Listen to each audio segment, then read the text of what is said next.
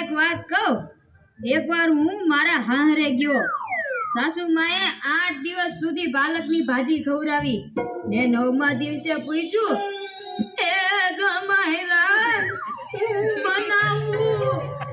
પછી તો મેં કહી દીધું, ખેતર બતાવી દો, એ હું જાતે ચરી લઈશ.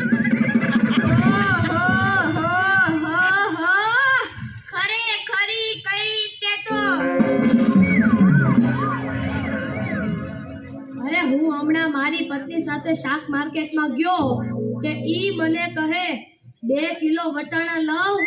મેં કીધું લઈ લે, એમાં હું પૂછવાનું હોય? તો મને ઈ કે પૂછવું તો પડે ને, આ વટાણા ફોલવાના તો તમારે જ છે ને. યો કરો વાત. અરે બાયોની ક્યાં માંડો છો? આજકાલની પ્રજાઓ પણ જુઓ ની